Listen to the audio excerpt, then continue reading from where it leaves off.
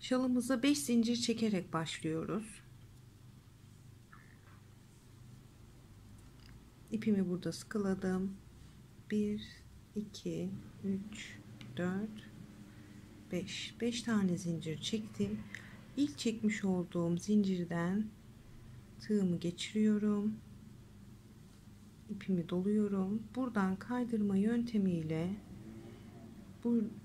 buraya küçük bir halka yapıyorum.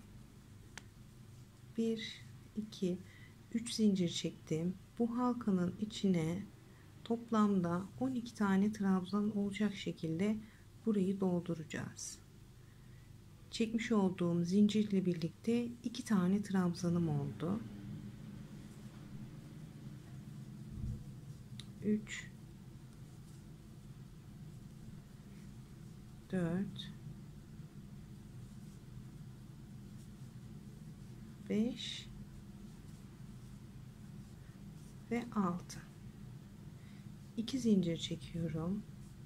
Yine halkanın içine ipimi de buradan yürüterek 6 tane trabzan daha yapıyorum. 2 3 4 5 ve 6.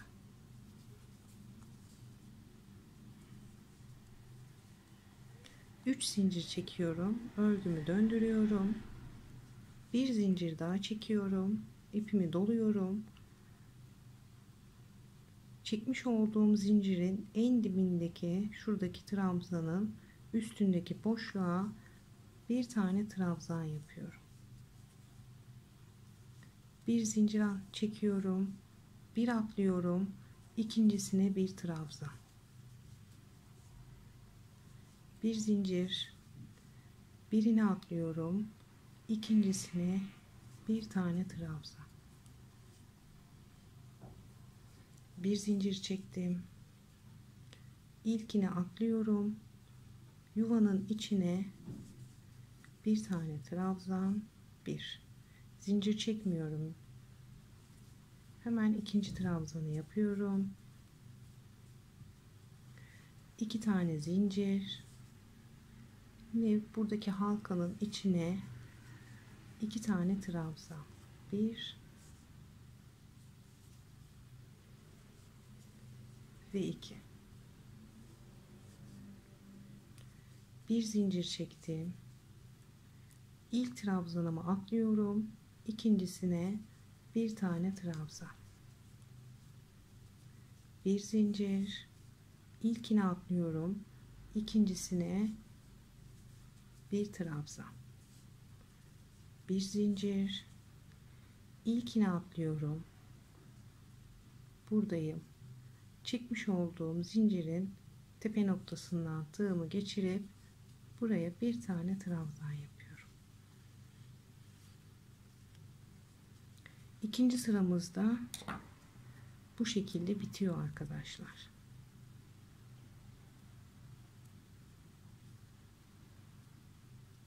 Şimdi şurada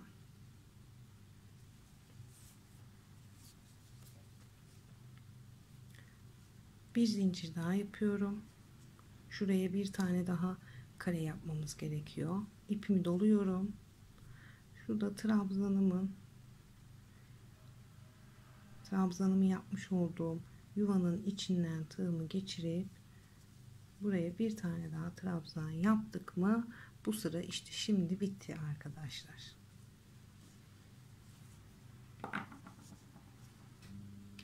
Bir, 2, 3, 4 kutucuk bu tarafta oldu. 1, 2, 3, 4 kutucuk da bu tarafta oldu. Bir üst sıraya 3 zincirle yükseldim, örgümü döndürdüm, zincirimin hemen en dibindeki boşluğa batıyorum, buraya 2 tane trabzan örüyorum aynı yuvanın içine. Çekmiş olduğum zincirle birlikte 3 tane trabzan oldu burada. İpimi doladım. 1 2 2 trabzanın arasına bir trabzan daha. Trabzanın tepesine bir trabzan. 2 kutucuğun arasına bir trabzan. Tepesine bir trabzan. Bu sırayı bu şekilde kapatacağız. 2 kutucuğun arasına bir trabzan. Tepeye bir. 2 kutucuğun arasına. Trabzanların üstüne de birer tane trabzan yapıyoruz.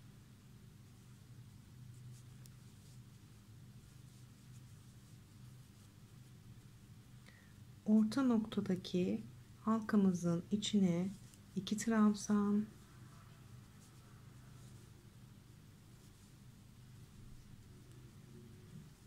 2 zincir, yine halkanın içine 2 tane trabzan, 1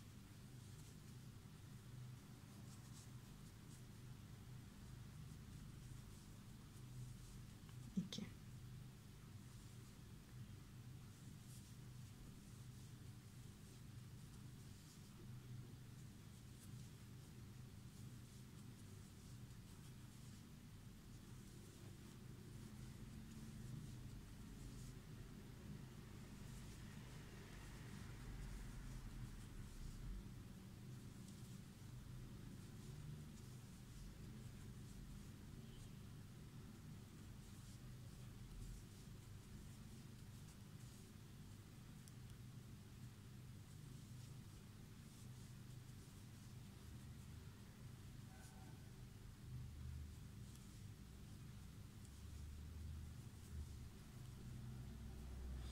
Sonuna geldim. İpimi doladım. Bu 2 trabzanın arasına da bir tane trabzan yapıyorum.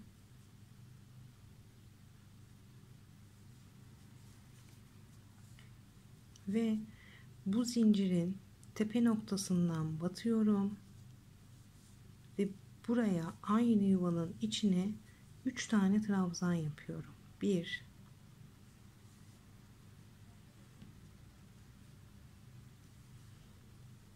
2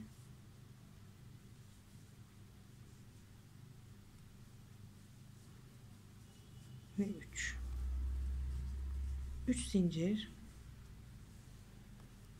örgümü döndürüyorum.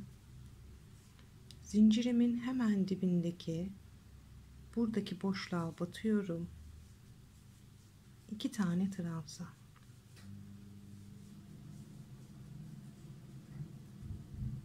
Zincirimle birlikte bu köşeye 3 tane trabzan yaptım. İpimi doladım. Şimdi önden kabartmalı sütunları öreceğiz. Nasıl örüyoruz? Şu ilk baştaki trabzanı atlıyorum. Çünkü bunun üstüne 3 tane trabzan yaptık. İpimi doluyorum. Hemen yanındaki trabzandan devam edeceğim. Tepesine batmayacağım.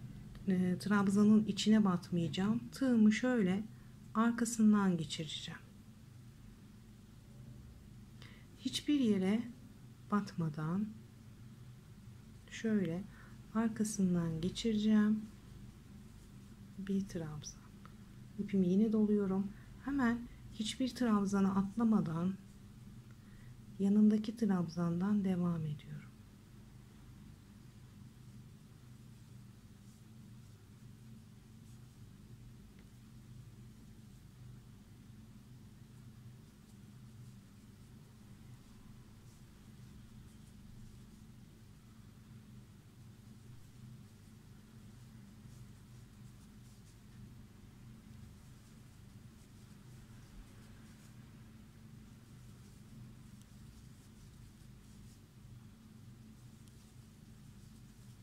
Evet, bakın örgümü döndürdüğüm zaman burasında kabartmalı trabzanlarımız oluyor. Tepe noktasına kadar hızlıca yapıyorum ben.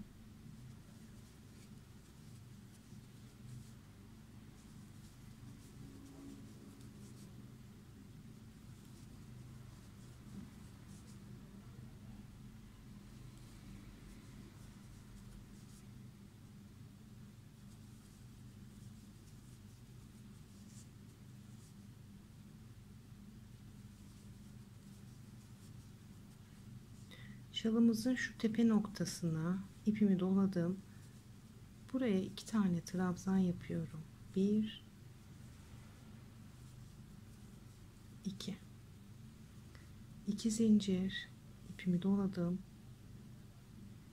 Yine aynı yuvanın içine 2 tane trabzan. 1 ve 2. Devam ediyorum önden kabartmalı trabzanlarımı yapmaya.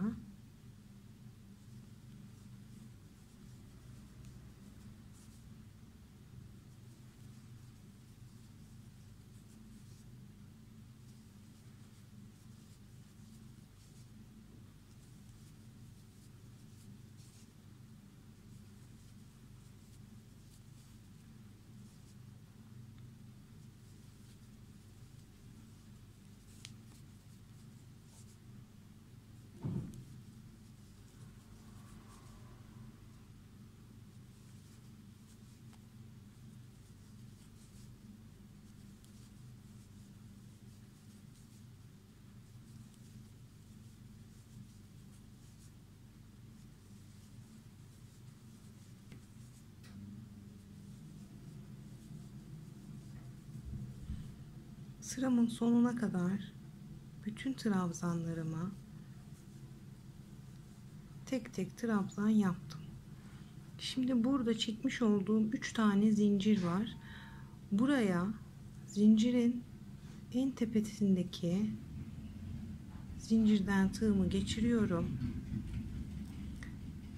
ve bu zincirin içine 3 tane trabzan yapıyorum. 1 2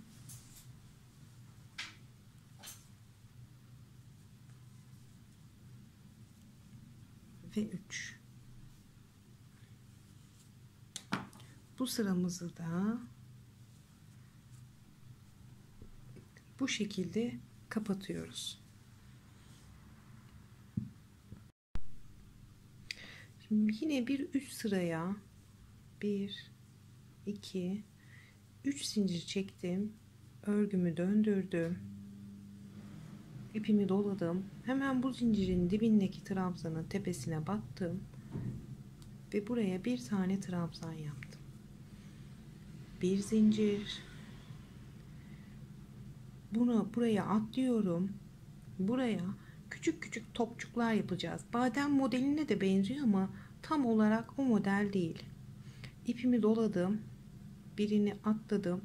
İkincisi trabzanın tepesinden tığımı geçirdim. İpimi çektim. İpimi doladım. Aynı yuvadan geçirdim. Çektim. 2 etti. İpimi doladım. Aynı yuvadan geçirdim. Çektim. 3 etti.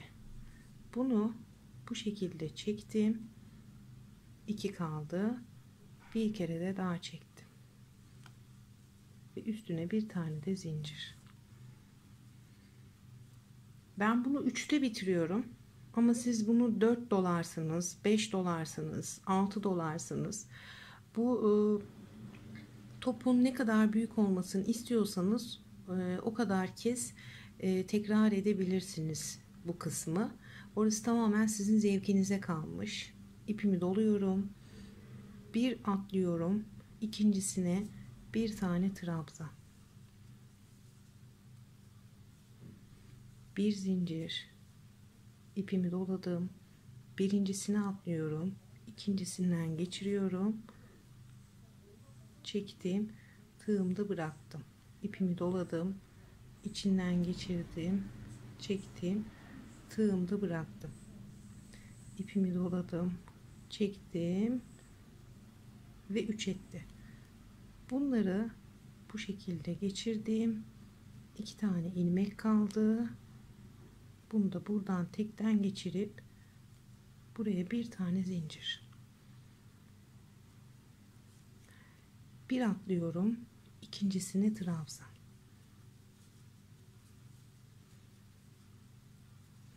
bir zincir, bir atlıyorum, ikincisine 1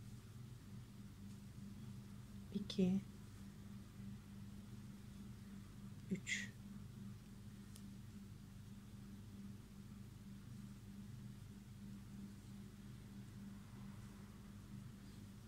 bir zincir, bir atlıyorum, ikincisine bir tane trabzan,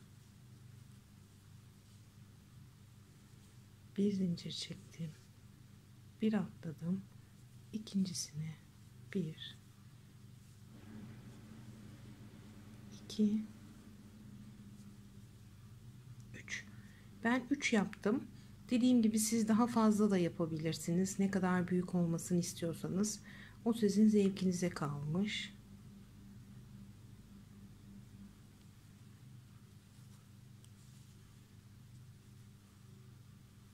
Bir zincir, bir atladım, ikincisine bir tane trabzan,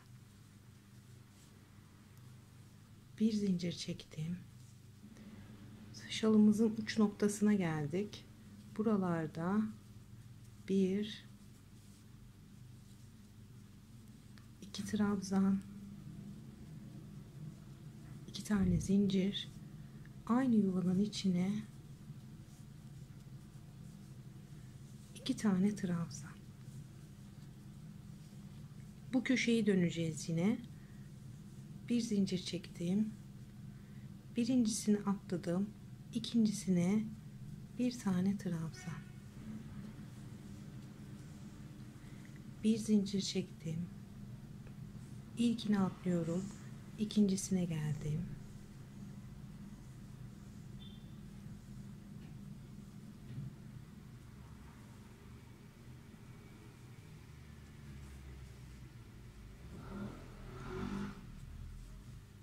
birincisini atladım, ikincisine geldim, bir trabzan,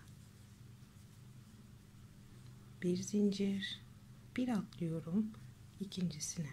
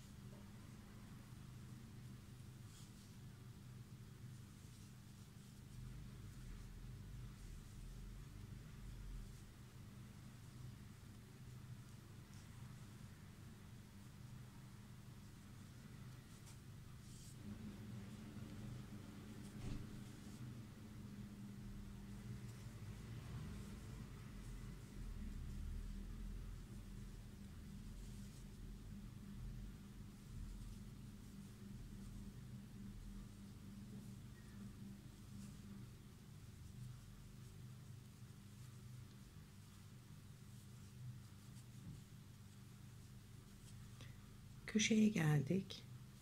İpimi doladım, bir atladım, zincirin tepesinden batıyorum, buraya bir tane trabzan, ipimi doladım, köşedeyim yine, aynı trabzana battığım boşluğun içine bir trabzan daha yapıyorum.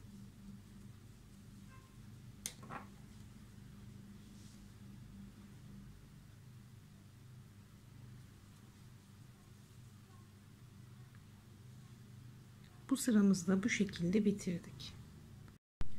Bir üst sıraya 3 zincirle yükseliyoruz. 2 3 zincir çektim, örgümü döndürdüm, örgümün arka yüzündeyim, bir zincir daha çekiyorum ve hemen bunun dibindeki boşluğa bir tane trabzan,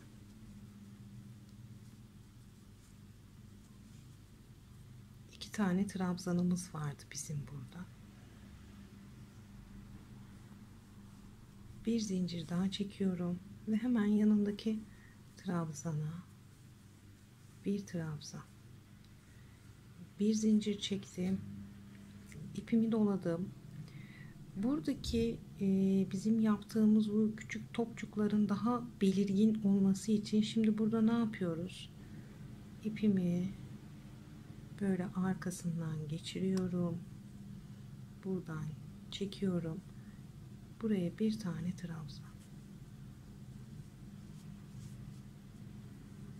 bir zincir, trabzana bir tane trabzan, bir zincir, topçuğumuzun şöyle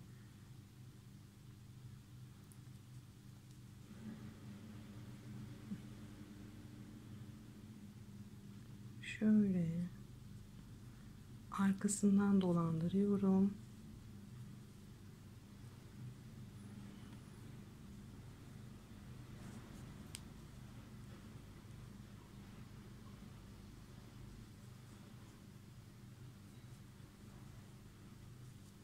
Bir tane trabzan. Bu sadece şurada yaptığımız küçük topçukları yaparken bu şekilde trabzan yapıyoruz. Diğer buradaki normal trabzanların tepesine batıyoruz. Bir zincir,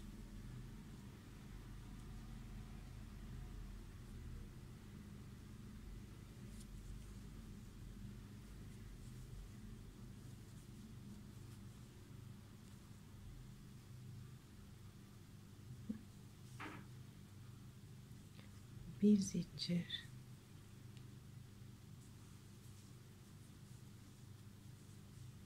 bir trabzan, bir zincir,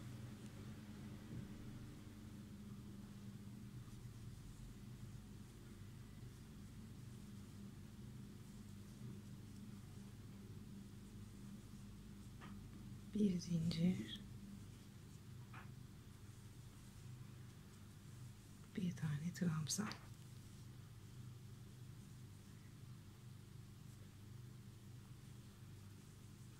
bir zincir,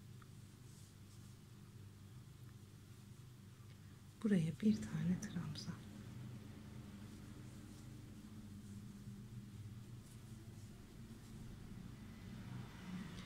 bir zincir çekiyorum, buradaki trabzanımı atlıyorum, hemen şalımın uç noktasından tığımı geçirip buraya iki tane trabzan, bir, iki zincir, şalımın uç noktasına yine aynı yere iki tane trabzan,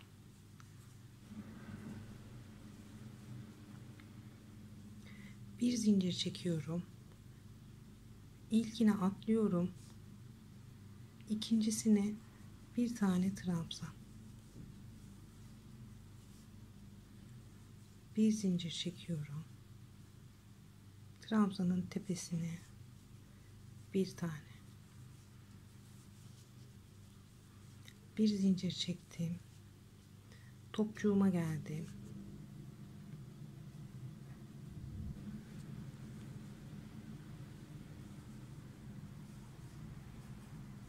bir tane trabzan, bir zincir,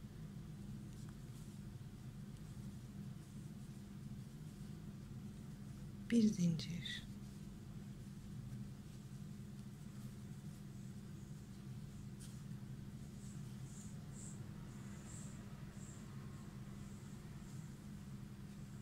hop çektim tığım ipimi, bir trabzan,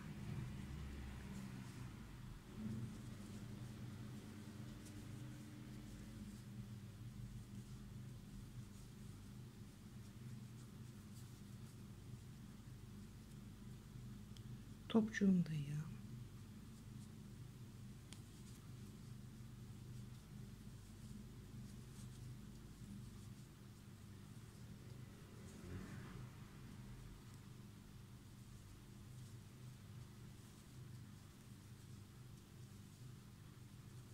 bir zincir,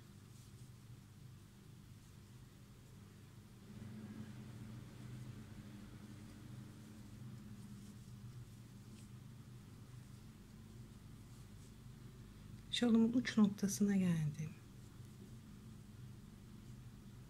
Bu trabzanımın tepesine bir tane yapıyorum. Bir zincir çekiyorum. Buradaki çekmiş olduğum 3 zincirin tepesine batıyorum.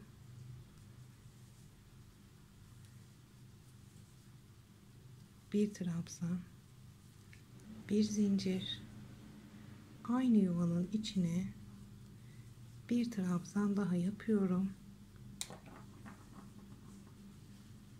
ve bu sıramızı bu şekilde kapatıyoruz. Bir üst sıraya 1 2 3 zincirle yükseliyorum. Örgümü döndürdüm. Ön yüzündeyim. İpimi doluyorum.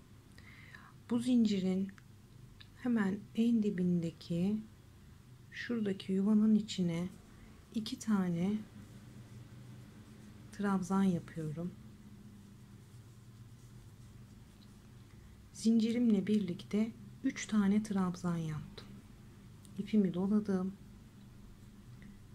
Bu 2 trabzanın ortasına da bir tane trabzan.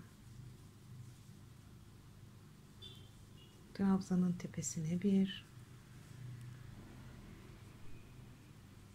ortasına bir. Bu şekilde sıranın sonuna kadar trabzan örmeye devam ediyoruz. Aralara birer tane, trabzanların da tepelerine birer tane olarak şu uç noktasına kadar ben trabzan öreceğim.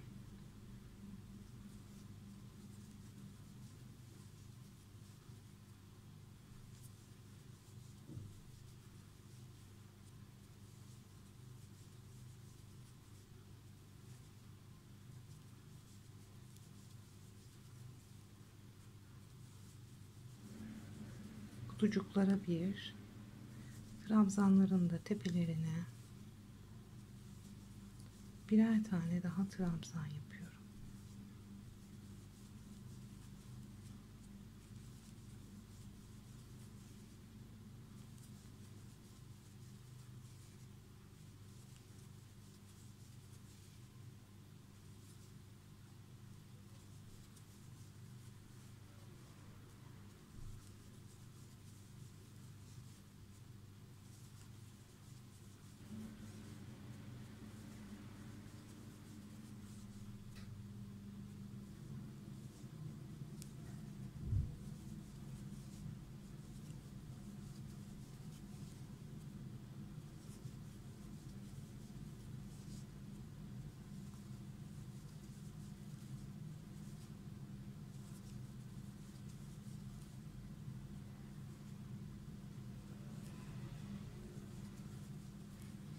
Kemerin içine her zamanki gibi bir, iki tane trabzan, 2 zincir, yine kemerin içine 2 tane trabzan yapıyorum. Şu uç noktasına kadar arkadaşlar bütün trabzanların tepesine birer tane trabzan, şu kutucukların arasına da birer trabzan yaparak sonuna kadar geleceğim ben. Sıramın sonuna kadar geldim. Bu trabzanımın tepesine de bir trabzan yaptım. Bu kutucuğun arasına da bir tane yapıyorum. Buraya da bir tane. Burada ne yapmıştık arkadaşlar? Başlarken şu iki alt sıradaki iki trabzanın arasına da bir tane yapıp son trabzanımızın tepesine 3 tane trabzan yapmıştık. Yine burada da aynı şeyi tekrarlıyoruz. İkisinin ortasına da bir tane yapıyoruz. Buradaki trabzanın tepe noktasından tığımı geçiriyorum. Buraya da 3 tane, 1 2, aynı ilmeğin içine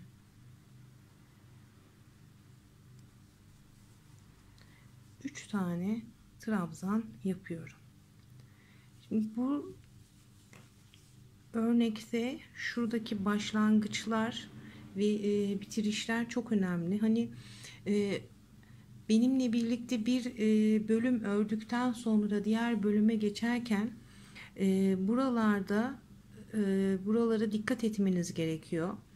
Burada yanlış yaparsanız, eksik yaparsanız üst sıralarda örneğinizin asıl motifini kurarken oralarda hatalar olur.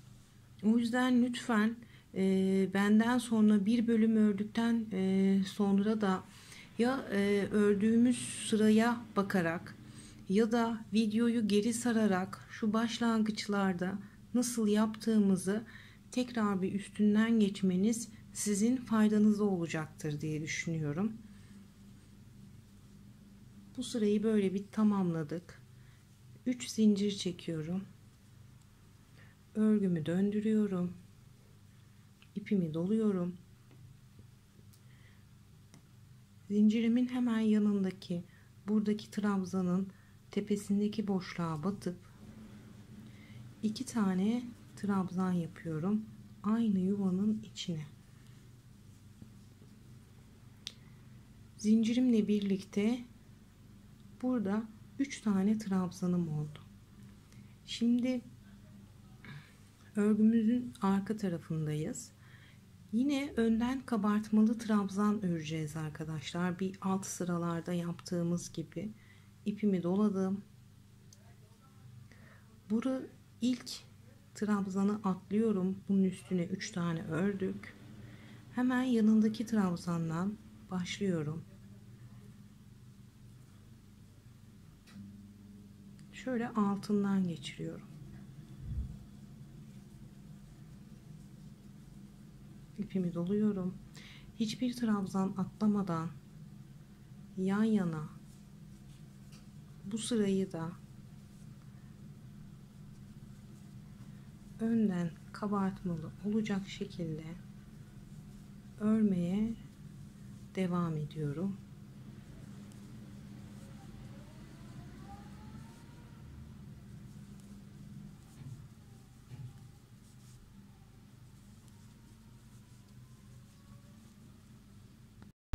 Şalımın şurada uç noktasına kadar geldim. Buradaki trabzana da önden kabartmalı trabzanımı ördüm. İpimi doladım. Bu yuvanın içine 2 tane trabzan, 2 tane zincir, yine buradaki kemerin içine 2 tane trabzan.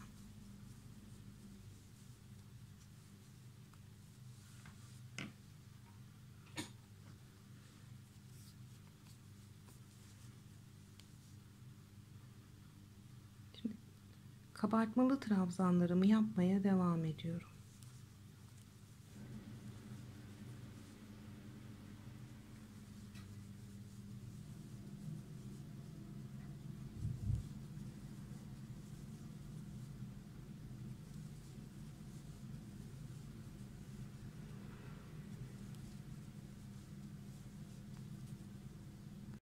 Sıra sonuna kadar ben önden kabartmalı trabzanlarımı yaptım.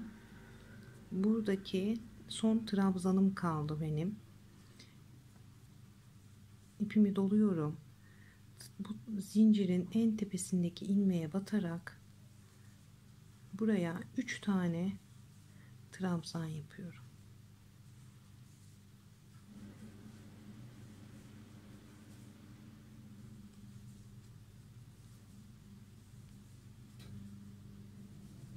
Bir, iki, 3 zincir çektim. Örgümü döndürdüm. İpimi doladım. Hemen bu zincirin şuradaki boşluğuna 4 tane trabzan. 1, 2, 3 ve 4. Zincirimle birlikte 5 tane trabzanım oldu burada. 2 zincir çekiyorum. 1 2 3 tane trabzan atlıyorum. 4. trabzanıma sık iğne ile bağlıyorum.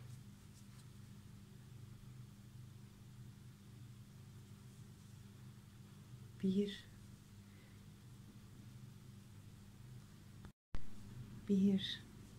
2 3 4 5 zincir çekiyorum. 1 2 3 trabzan atlıyorum. Dördüncüsünün tepesine bir tane sık iğne ile bağladım. 2 zincir çekiyorum. İpimi doluyorum. 1 2 3 tane trabzan atlıyorum. Dördüncüsünün tepesine batıp buraya 5 tane trabzan yapacağım. Aynı yuvanın içine 1 2 3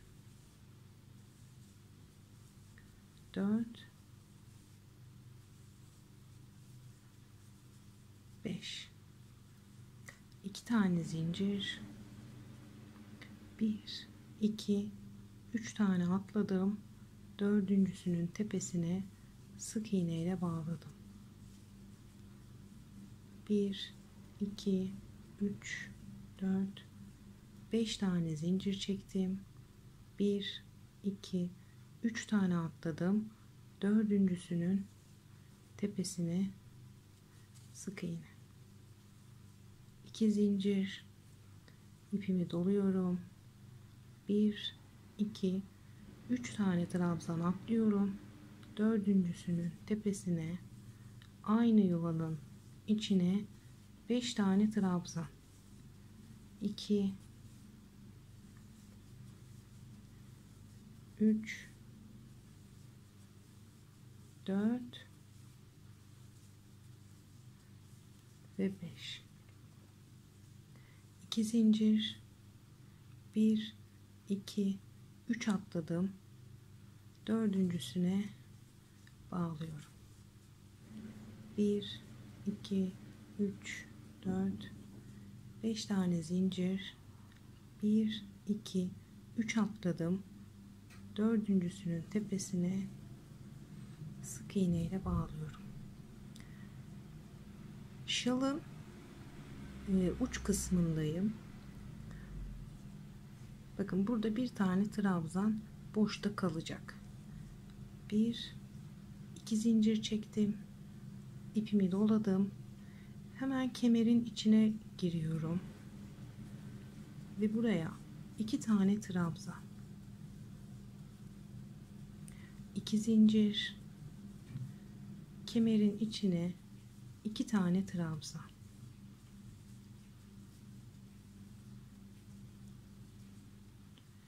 2 tane zincir çektim. Burada ne yapmıştık? Bir atlamıştık. Şurada bakın. Aynı sırayı devam edeceğiz. Burada bir atladım. Hemen bunu atladım. Dibindekine denk gelmişti. Buraya 2 zincir. 2 zincirimi buraya bağladım. 1 2 3 4 5 zincir çektim. 1 2 3 atladım. Dördüncüsüne bağladım.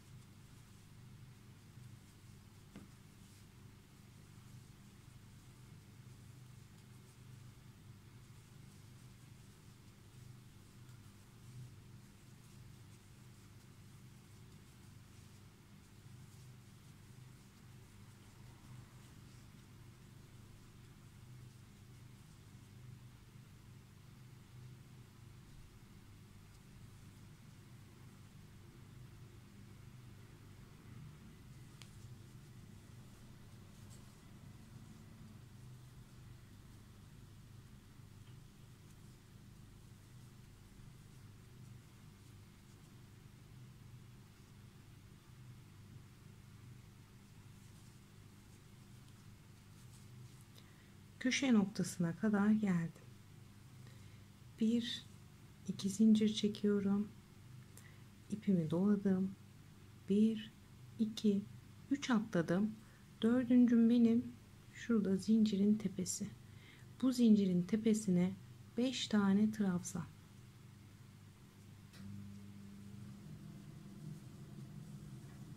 1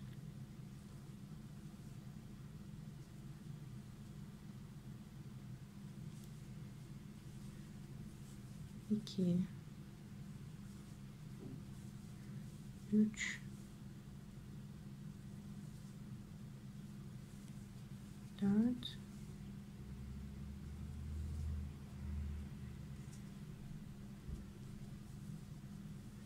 ve 5.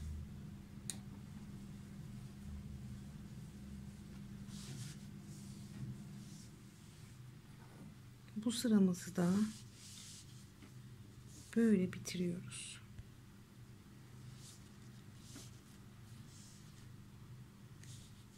Böyle bile çok güzel oldu. Bir üst sıraya hep beraber geçelim. Bir üst sıraya 3 zincirle yükseldim. Örgümü döndürdüm. Bir zincir daha çekiyorum. İpimi doluyorum. Hemen dibindeki boşluğa değil, yanındaki trabzanın tepesine batarak bir tane trabzan yapıyorum. Bir zincir çektim. Hemen şimdi yanındaki trabzana batıyorum. Bir trabzan. Bu sırada şuralarda yapmış olduğumuz 5 tane trabzanın tepelerine, aralarına birer zincir çekerek trabzan yapıyoruz arkadaşlar. Bir zincir çektim. Bir tane trabzan.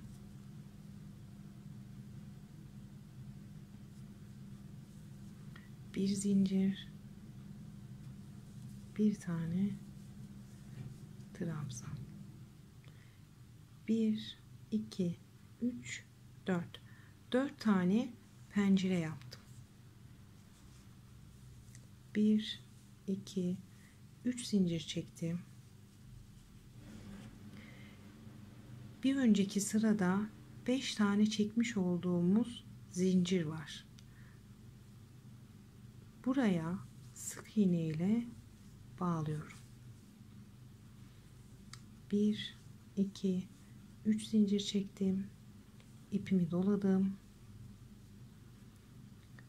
Trabzanımın tepesine battım. Bir tane trabzan. Bir zincir. Bir trabzan. Bir zincir. Hemen yanındaki trabzana batıyorum. Bu sırada hiçbir trabzan atlamadan devam edeceğiz. Bir zincir. Bir trabzan. Bir zincir. Bir trabzan.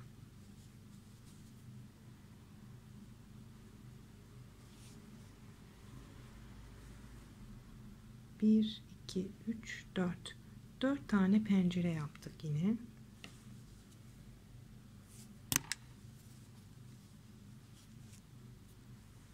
Bir 2 3 tane zincir çekiyorum. Bir alt sırada çekmiş olduğum 5 tane zincire bunu sık iğne ile bağladım. 1 2 3 zincir çektim. İpimi doladım. Hemen buradaki trabzanın tepesine atladım. Hop, buraya bir tane trabzan. Bir zincir. Yanındaki trabzana battım. Bir trabzan. Bir zincir. Bir trabzan. Bir zincir. Bir trabzan. Bir zincir.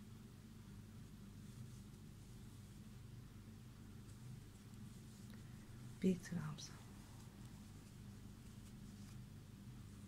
1 2 3 zincir çektim.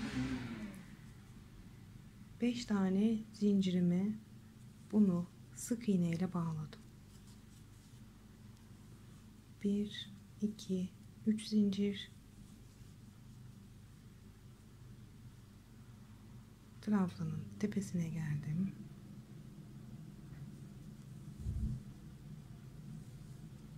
Buraya bir tane trabzan, uç noktasındayım. Hemen ilk trabzanımın tepesine 3 zincirle bağladım. Bir zincir çektim. İpimi doladım. Buradaki kemerin içine daldırdım tığımı. Buraya 2 tane trabzan, 2 zincir, 2 tane trabzan kemerin içine. Bir zincir çektim. İpimi doladım. Bunu atlıyorum. Bunun tepesine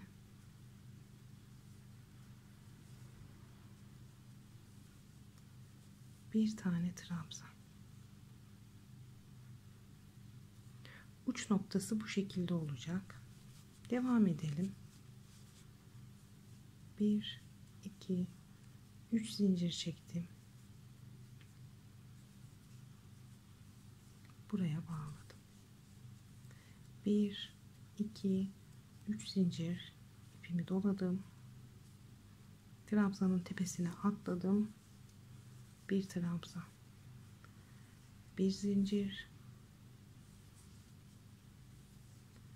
bir trabzan, bir zincir, bir trabzan, bir zincir, bir trabzan, bir zincir,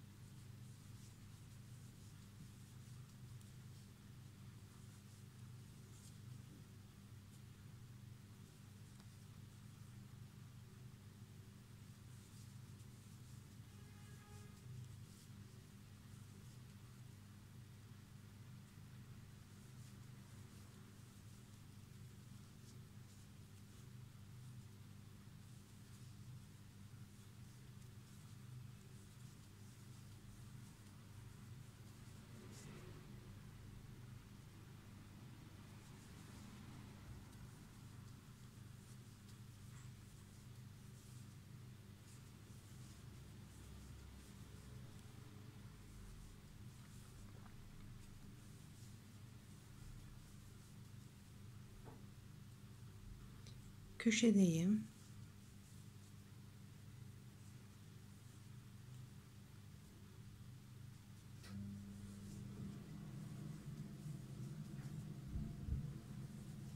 Bir zincir çektim. Buradaki zincirimin tepesine batıyorum. Hop, buraya bir tane trabzan.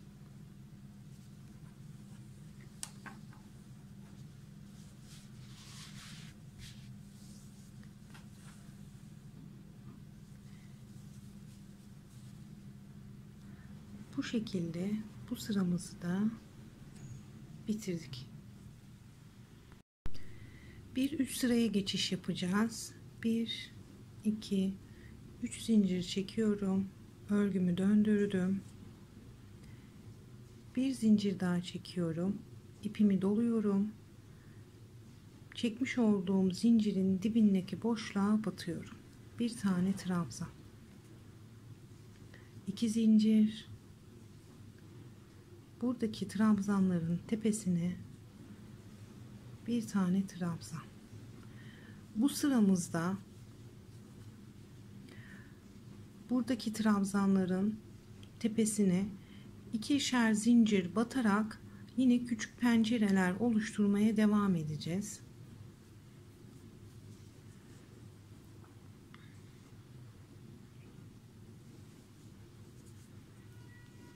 İki zincir,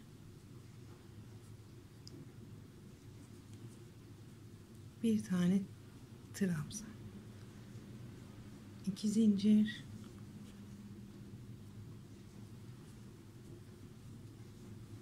trabzan, iki zincir,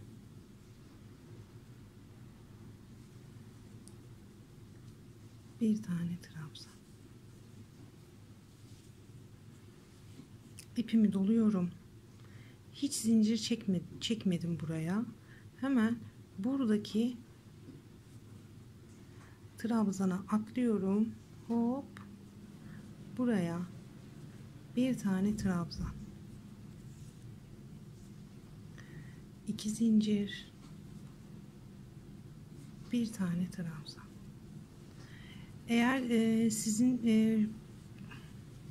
bu kısmı çok kasarsa siz bir zincir çekerek de bu ikinci çiçeğe atlayabilirsiniz arkadaşlar. İki zincir çektim, bir tane trabzan, iki zincir,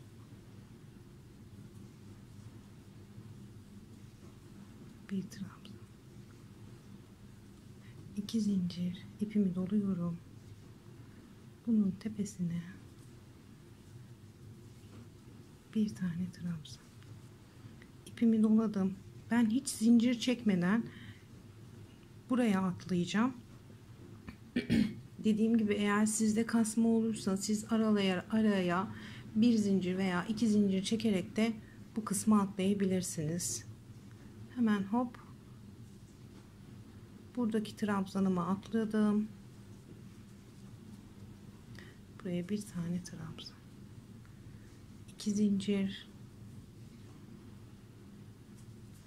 bir tane trabzan, iki zincir, bir tane trabzan, bir, iki.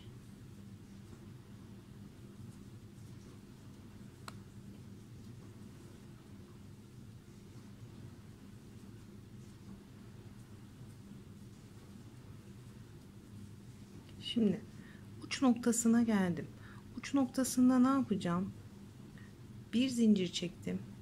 Yani şalımızın bu kısmına geldiğimizde, şu tepe noktasına, üçgen kısmına geldiğimizde şurada bir zincir çekeceğim.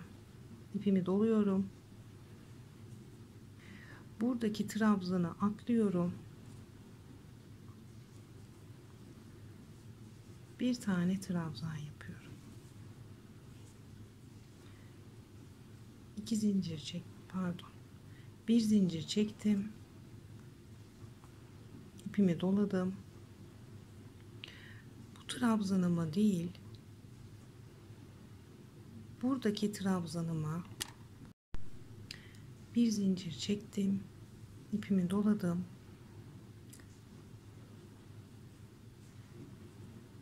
Hemen buradaki trabzana tepesine battım. Bir tane trabzan yaptım. Bir zincir çektim. İpimi doladım. Kemerin içine girdim. Buraya bir, iki tane trabzan. İki zincir çektim. Yine kemerin içine iki tane trabzan yaptım.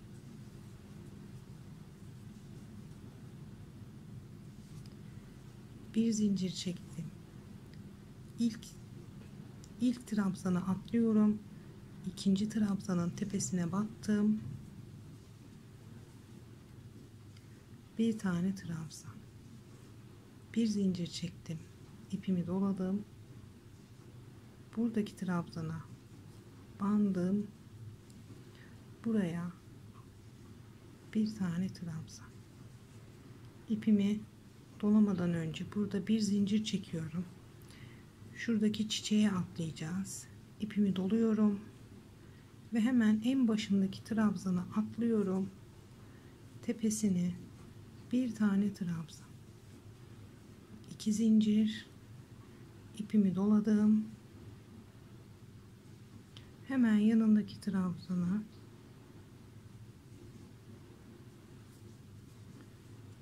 bir tane trabzan yaptım. Şimdi şalımız büyüdükçe arkadaşlar şu uç kısma geldiğimizde şöyle gösterelim. Bu kısma geldiğimizde uç kısmın hemen yanındaki çiçeği yapınca şurada arada bir zincir çekiyoruz şu trabzanı yaptıktan sonra. Hemen buradaki trabzana atlıyorum. Buraya bir trabzan, bir zincir çekiyorum uç noktasında arasına. Hemen yanındakine atlıyorum. Bir trabzan, bir zincir çekiyorum. Kemerin içine geçiyorum ve 2 trabzan, 2 zincir, 2 trabzan yapıyorum buraya. Dönüyorum. Bir zincir çekiyorum. Bir tane trabzan atlıyorum. İkincisine bir tane trabzan yapıyorum. Bir zincir çekiyorum. Onun hemen yanındaki trabzana bir trabzan yapıyorum. Bu uç noktası için geçerli. Daha sonra devamında normal buralara kutucuklarımızı yapmaya devam ediyoruz. 2 zincir, ipimi doladım, buraya battım, bir tane trabzan, 2 zincir, bir tane trabzan,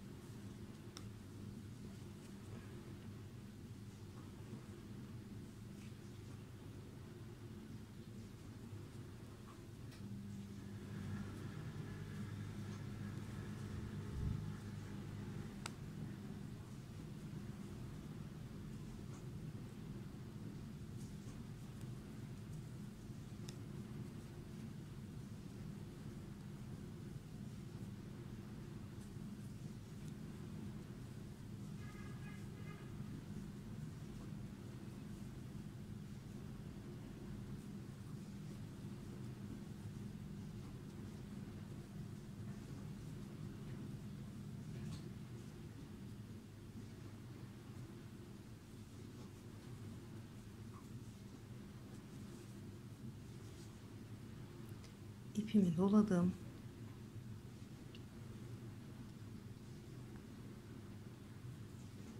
En köşedeki çiçeğime geldim.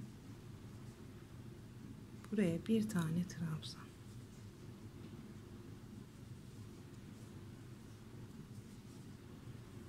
2 zincir, bir trabzan.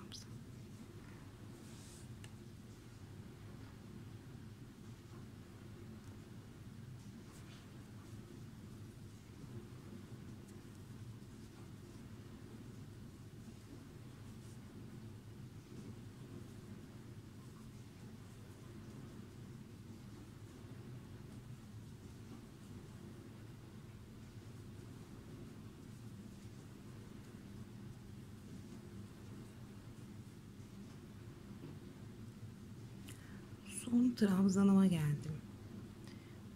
Bu zincirin tepesine batıyorum. Şöyle sayıyorum. 1, 2, üçüncüye battım. Bir tane trabzan yaptım. Bir zincir çekiyorum. İpimi doluyorum.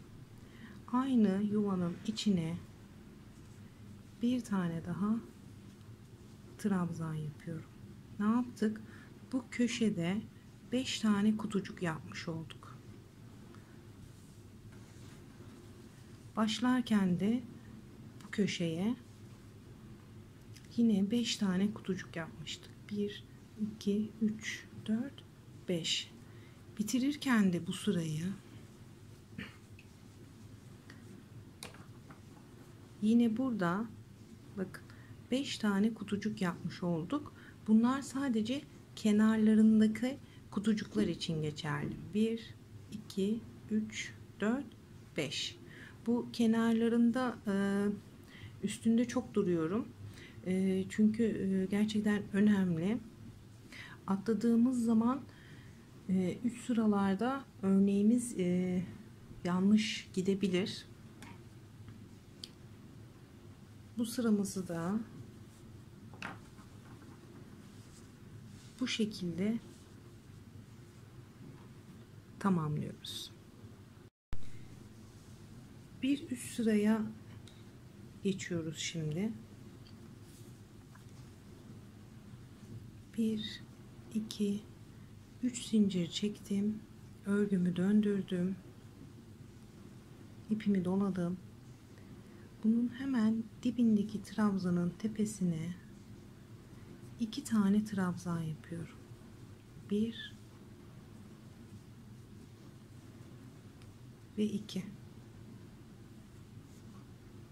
Tepesinde benim zincirimle birlikte 1, 2, 3. 3 tane trabzanım oldu. İpimi doladım. Bu iki trabzanın arasına bir tane zincir çekmiştik. O yüzden buraya ara boşluğundan geçiriyorum. Buraya bir tane trabzan yaptım. İpimi doladım. Trabzanımın tepesine bir tane trabzan. İpimi doladım. Buralarda pencereleri yaparken aralara 2 tane zincir çekmiştik. O yüzden bu pencerelerin şu trabzanlarına bir, pencerelerin içine 2'şer tane trabzan yapıyoruz bu sırada. Devam ediyorum. Trabzanımın şimdi en başta bir zincirlik boşluk payı bırakmıştık şu ikisinin arasında, uç noktasında. O yüzden bunun ikisinin ortasına ben bir tane trabzan yaptım. Geldim. Buradaki trabzanın tepesine de bir trabzan yaptım. Şimdi bu iki zincir çektiği aralardaki pencerelerdeyim. Bunların içine 2 tane trabzan yapıyorum. 1, 2. İpimi doladım. Trabzanın tepesine bir tane. İpimi doladım. Bu pencerelerin içine 2 tane trabzan. 1, 2.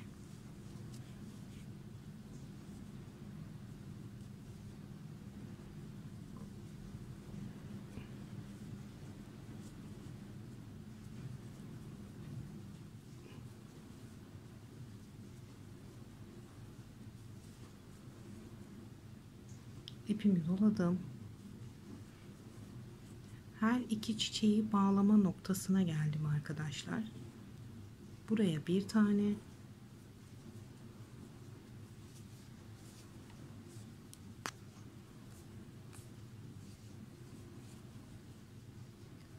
pencerenin içine yine 2 tane yapıyorum.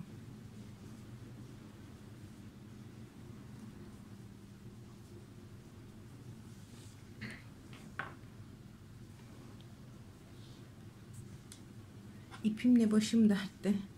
Takılıp takılıp duruyor. Evet. Şimdi bakın. Bu kısımdayım.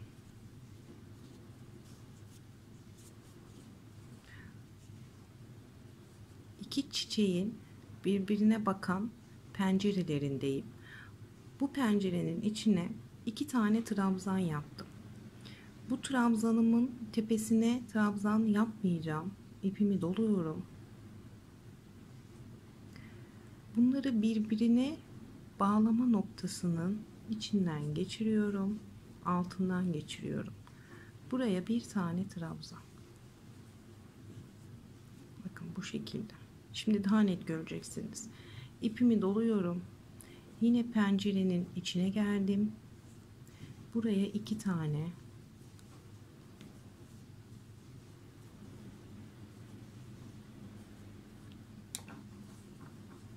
Bakın bu şekilde. Her iki çiçeğin birleşme noktasında birbirine bakan pencerelerinin içine 2'şer tane trabzan yaptıktan sonra 1 2 buradaki trabzanın tepesine ve buradaki trabzanın tepesine trabzan yapmayacağız. Şu iki pencerenin birleşme noktasının üstüne bu şekilde bir tane trabzan yapıp hemen yanındaki pencereye atlayacağız ve buraya 2 tane trabzan yapıp aynı şekilde örmeye devam edeceğiz arkadaşlar. Şimdi tekrar göstereceğim. İpimi doladım. Yine trabzanıma yapıyorum. Bir tane. Pencerelere 2'şer tane.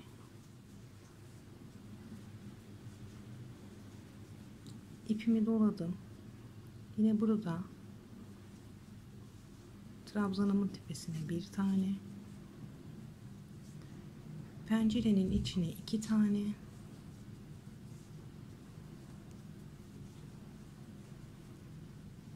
İpimi doladım. Buradaki trabzanıma bir tane. Evet. Şöyle göstereyim hatta. Şimdi şu 2 tane çiçek diyeyim bunlara. Bunların birleşme noktasındayız. Bunların birleşme noktalarında bir burada, bir de burada pencereler var. Bu pencerenin içine 2 tane yapacağım trabzan. Bu trabzana yapmayacağım. Buna da yapmayacağım. Şu ortadaki birleşme yerine geleceğim ve buraya bir tane trabzan yapacağım. Evet, böyle daha net görünüyor. Bu şekilde göstereyim. Buradaki trabzanın tepesine yaptım. İçine geleceğim bunun. 2 tane trabzan yapacağım. Burayı, bu trabzanı yapmayacağım çünkü bunlar birbirine bağladık. Burada bu bağlama noktasında buraya bir tane trabzan yapıp hemen bunun içine geçeceğim. Yapayım.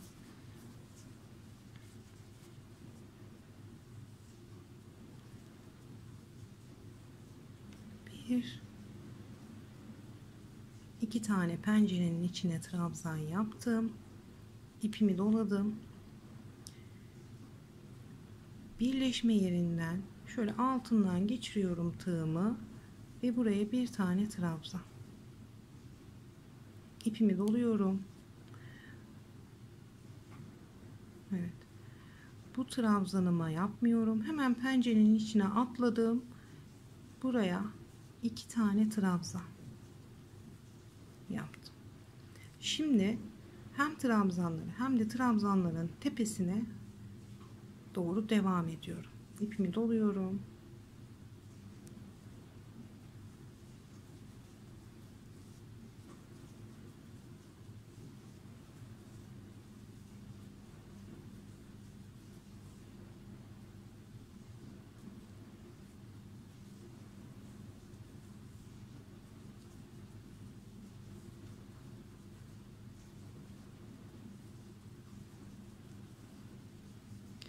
Şimdi uç noktasındayım. Şalınız büyüdükçe bu çiçekler daha fazlalaşacağı için şimdi ben şalın örneği küçük olduğunda böyle hani böyle çok değişken bir şekilde gidiyor gibi gelebilir size. Burada yaptığımız işlemle şu uç noktasında şimdi yapacağımız işlem çok değişiklik gösteriyor gibi gelebilir size. O da küçük bir parça çalıştığımız için buradaki çiçeklerin az sayıda olmasından kaynaklanıyor. Sizin şalınız büyüdükçe her defasında aynı işlemi yapacağınız için kafanızın karışmayacağını düşünüyorum arkadaşlar. İki çiçeğin birleşme noktası bu şekilde. Bu trabzana bir de bu trabzana trabzan yapmadım, atladım. Sadece ortasındaki yere bir tane trabzan yaptım. Bu kadar. Bunlara da yine aynı şekilde yuvaların içine ikişer tane trabzan yaparak hop buradan yoluma devam ettim. Şimdi bu uç noktasındayım. Birleşme yerindeyim. İpimi doluyorum. Birleşme yeri için geçerli bu şimdi yapacağımız. Buradaki trabzanın tepesine yine battım. Bir trabzan. İpimi doladım. Orta kısma geldim.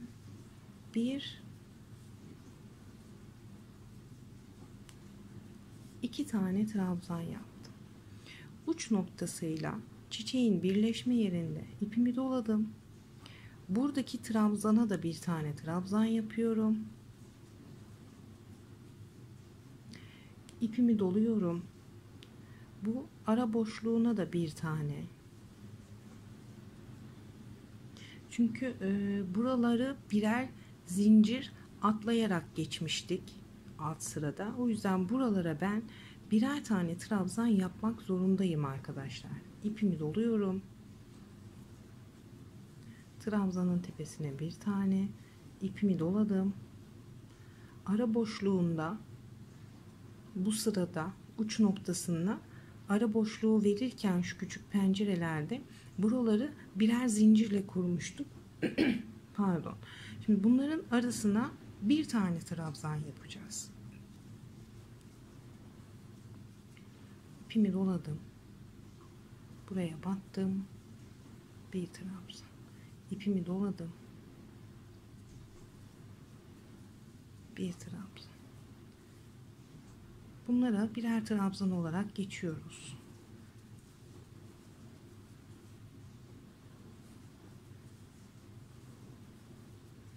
İpimi doladım. Kemerin içindeyim. Kemerin içine iki tane trabzan yapıyorum. 2 zincir. 2 tane trabzan.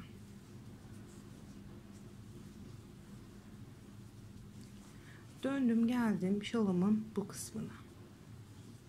Buradaki trabzanlara yine birer tane trabzan yapıyorum.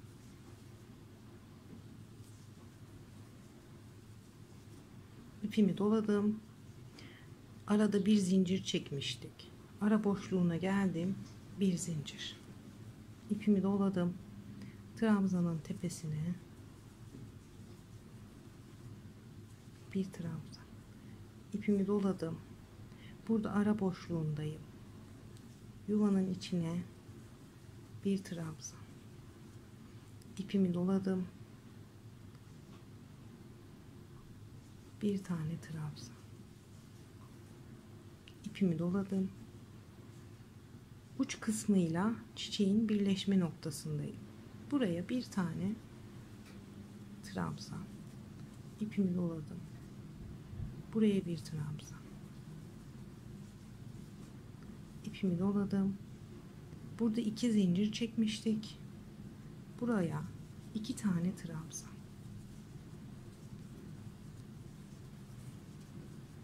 Şimdi yine normal bir şekilde devam ediyorum.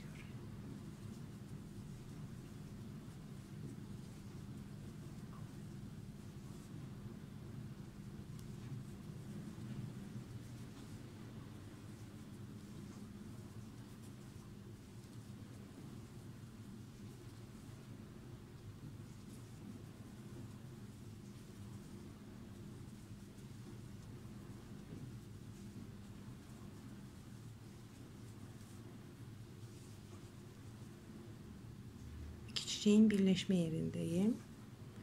Bu trabzanları yapmıyorum. Hemen ortadaki yere geldim.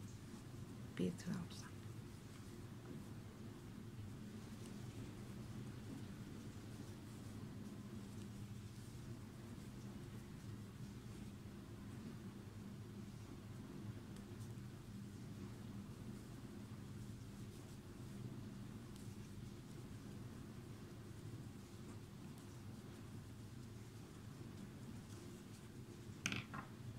bu düğümü çözeceğim. Devam ediyorum.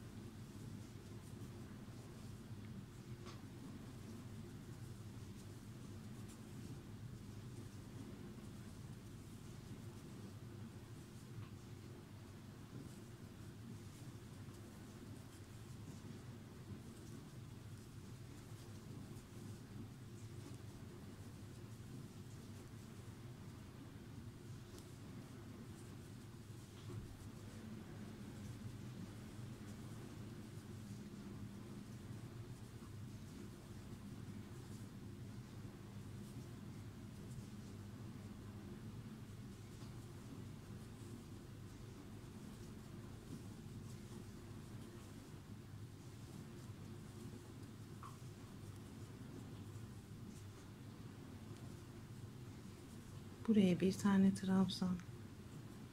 Uç noktasında araya bir zincir çekmiştik. Araya bir tane trabzan yapıyorum. İpimi doluyorum. Ve bu çekmiş olduğum zincirin en tepesine batıyorum. Ve buraya 3 tane trabzan yapıp bu sırayı da bu şekilde kapatıyorum.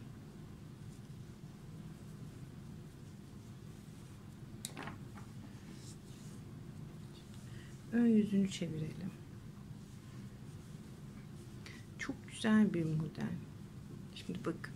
İki çiçeğin birleşme yeri bu şekilde. Şunlar çiçek dersek bunların birleşme yeri, bakın, bunlara trabzan yapmadım. Uç noktasının, nasıl tutalım? Böyle tutalım. Uç noktasının birleşme yeri de, yani şu şalın uç noktasıyla hemen yanındaki çiçeğin birleşme yeri.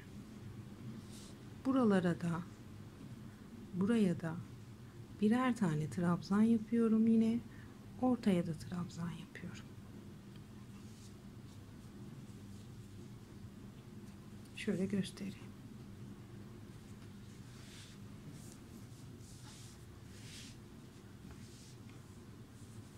Çok güzel. Şimdi bir üst sıraya geçelim. Şimdi bir üst sıraya geçiş yapıyorum.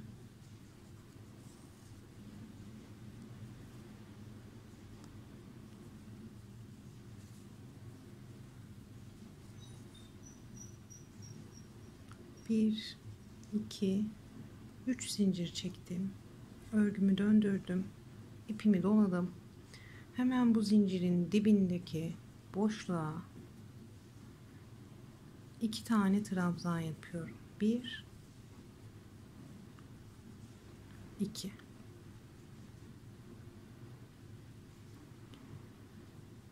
Çekmiş olduğum zincirle beraber 3 tane trabzan yaptım.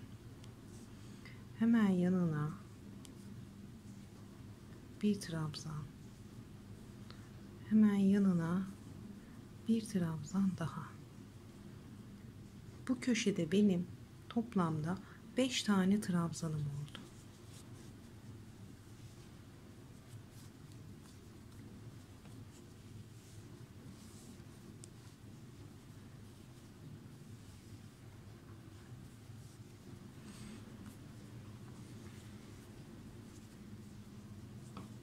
Şimdi burada 1, 2, 3 tane zincir çekiyorum. İpimi doluyorum. 1, 2, 3 tane, 1, 2, 3. 3 tane trabzan atlıyorum. Dördüncüsüne battım. Bir tane trabzan. Ard arda bu trabzanım dahil 9 tane trabzan yapacağım. 2 3 4 3 4 5 6 7 8 ve 9. 1 2 3 tane zincir çektim. İpimi doladım. 1 2 3 tane atladım. Dördüncüsüne battım. Buraya da arda arda 9 tane trabzan. 1 2 3 4 5 6 7 8 ve 9. 1 2 3 zincir ipimi doladım. 1 2 3 atladım. Dördüncüsüne battım ve yine 9 tane trabzan yan yana yapıyorum. 2 3 4 5 6 7 8 9. 1 2 3 zincir ipimi doladım. 1 2 3 trabzan atlıyorum. Dördüncü trabzanın tepesine battım.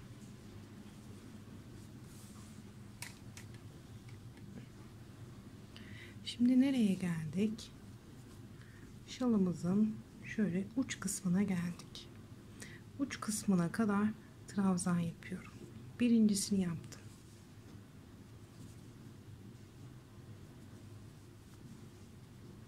2 3 4 5 6 7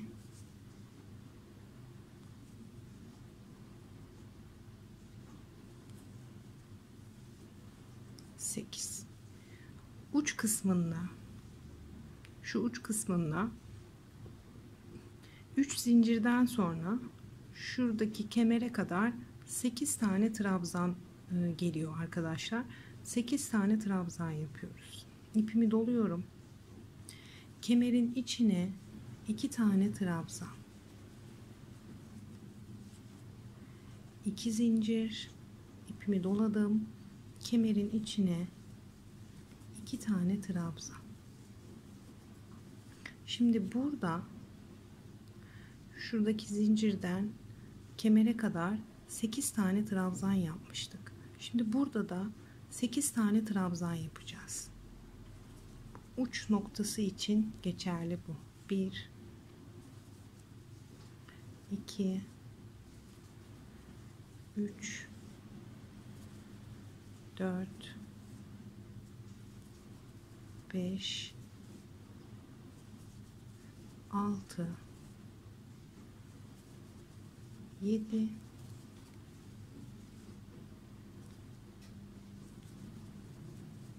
8. 1 2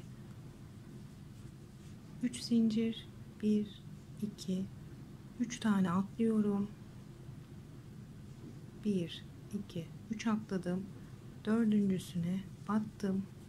Bir trabzan. 9 trabzan devam ediyorum buraya.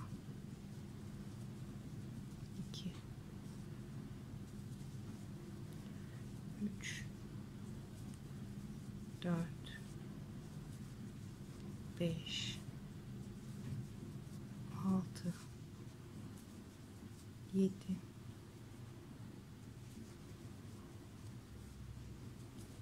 8 hızlı yaptım.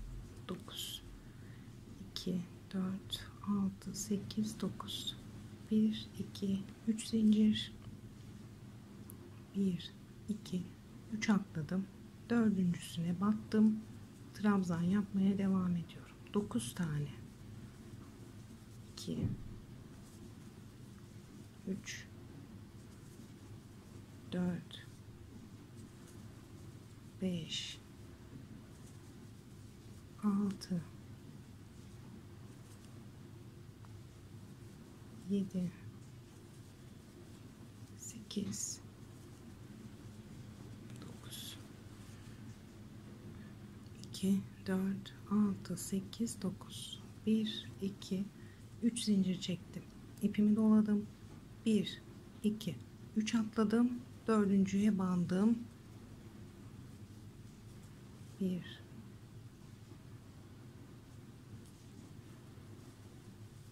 2 3 4 5 6 7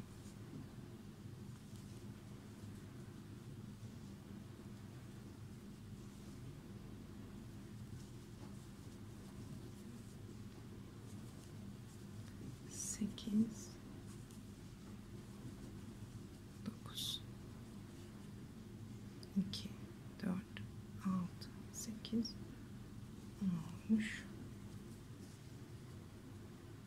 1 2 3 4 5 6 7 8 9 3 zincir, ipimi doluyorum, 1 2 3 atladım, 1 2 3 atladım, dördüncüsüne battım, bir trabzan.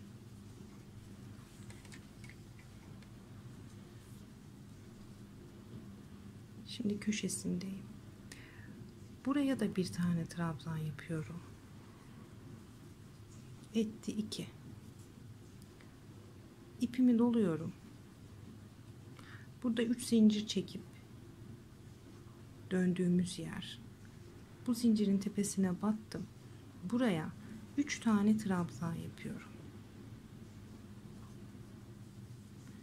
2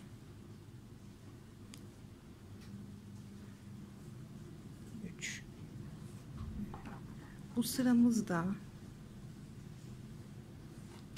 bu şekilde bitiyor arkadaşlar. Şimdi bu iki çiçeğin arasında 3 boşluk, 3 zincirlik boşluk bıraktığımız yer, bakın şuraya bir tane trabzan yapmıştık, onu alıyorum. Şuraya da bir tane trabzan yapmıştık, onu da aldım. Bakın iki çiçeğin arasında boşluk, 3 zincirle boşluk bıraktığınız alanın altı bu şekilde olacak.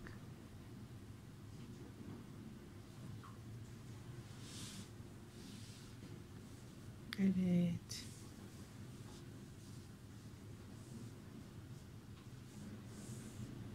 Bu sıramızı da böyle bitirdik. Şimdi bir üst sıraya geçebiliriz. Şimdi bir üst sıraya yine 3 zincirle yükseliyoruz.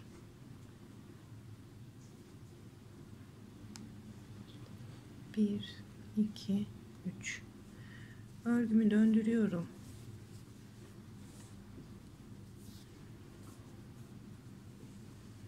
Şimdi bu sırada da yine kabartmalı, önden kabartmalı duran trabzanlarımızı yapacağız.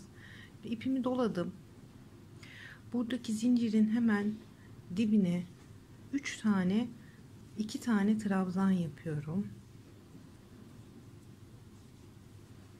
2. Zincirimle birlikte şöyle bu köşede benim 3 tane trabzanım olmuş oldu.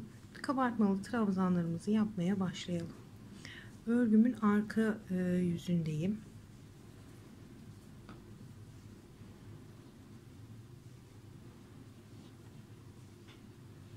Yine hiçbir yere batmadan pardon, tepesine batmadan, içine batmadan şöyle arkasından geçirerek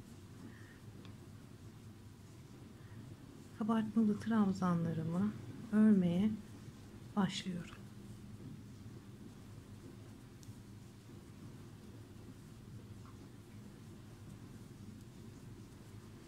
Ara boşluğa geldim. Buraya normal bir şekilde 3 tane trabzan yapıyorum. 1 2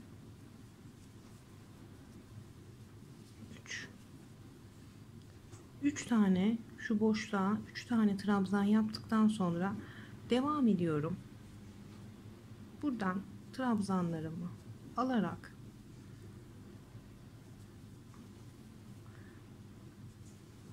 hiçbir trabzana atlamadan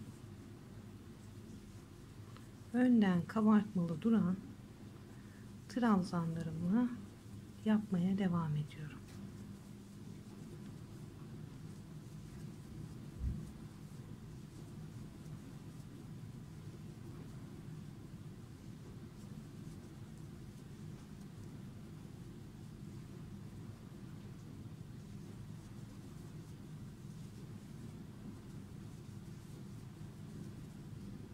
Boşluğa geldim. Buraya 3 tane normal trabzan yapıyorum. 2 3 buradan kabartmalı trabzanlarıma devam ediyorum. Uç noktasına kadar aynı şekilde örmeye devam ediyorum arkadaşlar. Buraya geldiğimizde sizinle buradan yapmaya devam edeceğiz. Uç noktasına geldim. Yine buraya 2 tane trabzan,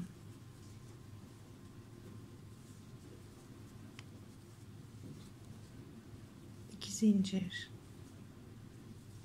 2 tane trabzan. Devam ediyorum kabartmalı trabzanlarımı yapmaya. Sıra sonuna kadar bütün trabzanlarımı kabartmalı trabzan yapıyorum. Bu ortalarına geliyorum. 3 tane trabzan yapıyorum normal. Uç noktasına kadar bu şekilde geliyorum arkadaşlar. Uç noktasına kadar geldim. Buradaki ara boşluğuna 3 tane trabzan yaptım.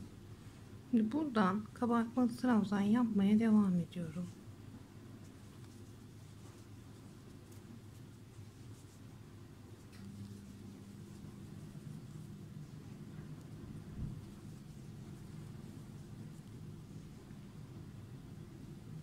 İpimi doluyorum.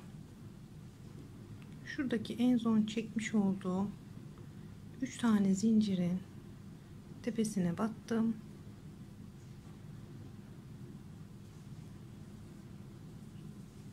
Buraya 3 tane trabzan yapıyorum.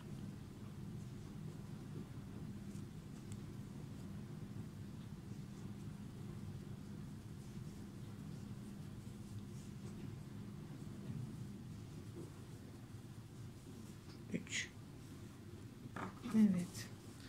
Şimdi bu modelimizde bu şekilde. Çok güzel bir model. Umarım yaparsınız. Bu modelimizin anlatımı aslında bu kadar arkadaşlar. Yani buradan sonra ki yapacağımız işlemler tekrara giriyor.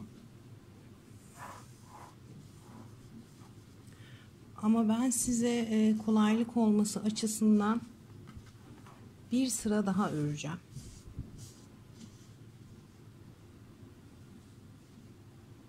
Bir sıra daha trabzan yapacağım ve örneği o şekilde bitireceğim. Şimdi aldım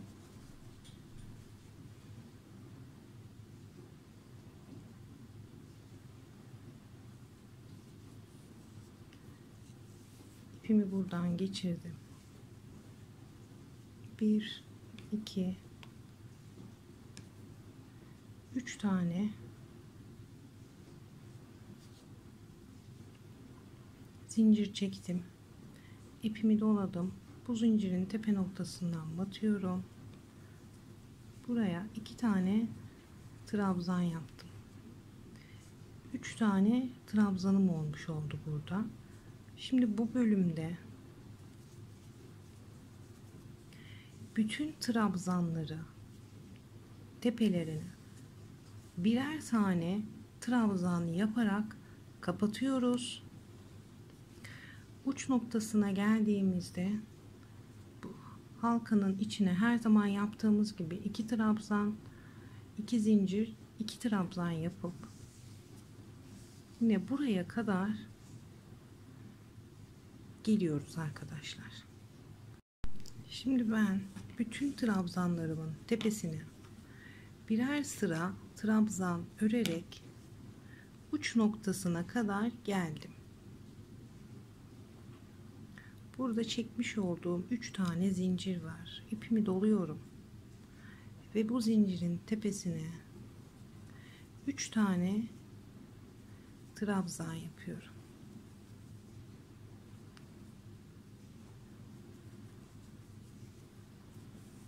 Evet. Model anlatımımız bu kadar arkadaşlar.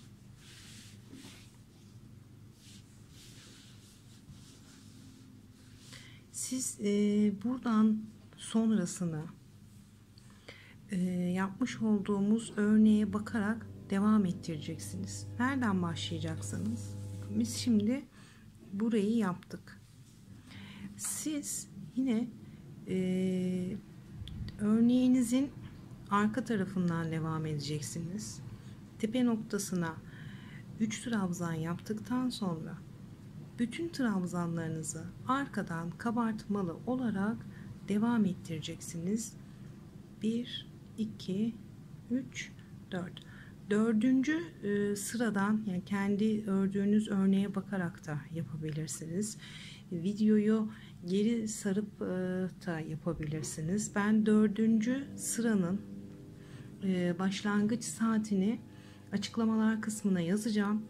Oradan bakarak da devamında bu örneği bir sıra daha ördükten sonra tam olarak belleğinize oturacağını düşünüyorum.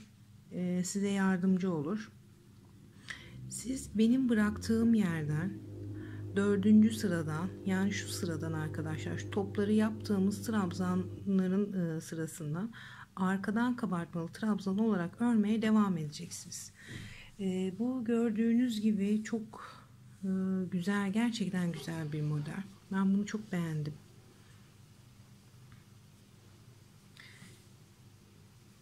Siz de denersiniz umarım. Eğer yaparsanız Instagram'dan beni etiketlemeyi unutmayın lütfen. Ben de çok mutlu olurum sizlerin yaptığını görünce. Bu şekilde bitiyor. Şimdi ben kendi şalımı hangi iple ördüm onun bilgisini vereyim. Evet. Şimdi ben kendi şalımı yaparken ince koton, kendinden renk geçişleri olan bir iple ördüm. Bu ip şöyle göstereyim. Şöyle ayağa kalkayım. Bu ip oldukça ince bir ip. Şöyle. Bu ipi yaparken 3 milimetrelik bir tığ kullandım. Bu şalı örerken. Ve şalın uç kısmını da, şimdi bu piyasada bulunuyor bu iplerden. Şal ipi diye geçiyor. Koton şal ipi diye geçiyor. İstediğiniz renkle örebilirsiniz. Eğer o ipten almak istemezseniz de elinizde fazla kalan, arta kalan iplerle de bu şalı yapabilirsiniz arkadaşlar. O hiç önemli değil.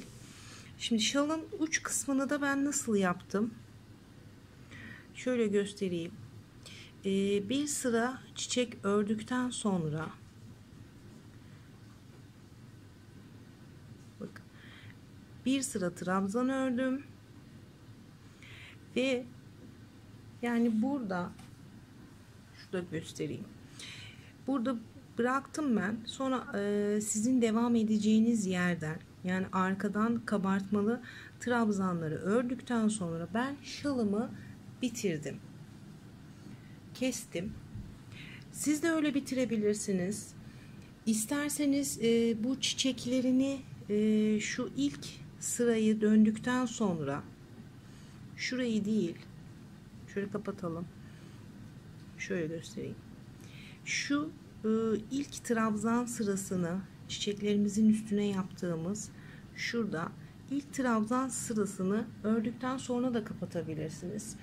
Burası tamamen sizin isteğinize kalmış bir durum.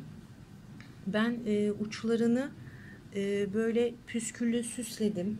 Hem kanatlarına hem de bu uç noktalarına gelecek şekilde böyle püskül taktım. Siz de öyle yapabilirsiniz. Veya yapmazsanız başka nasıl yapabilirsiniz? Şu ara boşluklu sırayı yaptıktan sonra da hani buralara da böyle püskül takarsanız, aslında ben öyle yapacaktım. Ama buna ipim müsaade etmedi arkadaşlar. O yüzden sadece kenar kısımlarına, uç kısımlarına püskül yapıp bıraktım ben. Aslında ilk bu şalı yaparken benim düşündüğüm, şu ara boşluklarını yaptıktan sonra şu çiçeğimizin birinci trabzanını geçtik. İkinci trabzanı da yaptıktan sonra bütün buralara böyle küçük, çok da kalın ve şişman olmayan küçük püsküller yapmaktı. Ama benim ipim buna müsaade etmedi. Güzel de duracağını düşünüyorum. O şekilde de yapabilirsiniz. Veya püskülsüz kullanabilirsiniz. Bu tamamen sizin tercihinize kalmış bir şey. Umarım anlatabilmişimdir bu modeli sizlere. İzlediğiniz için çok teşekkür ederim. Beğendiyseniz beğen butonuna lütfen basın. Yorum yapmayı unutmayın. Kanalıma abone olmayı da unutmayın. Hele hele ki bildirim zilini açmayı hiç unutmayın arkadaşlar. Sağlıklı günler diliyorum. Hoşça kalın.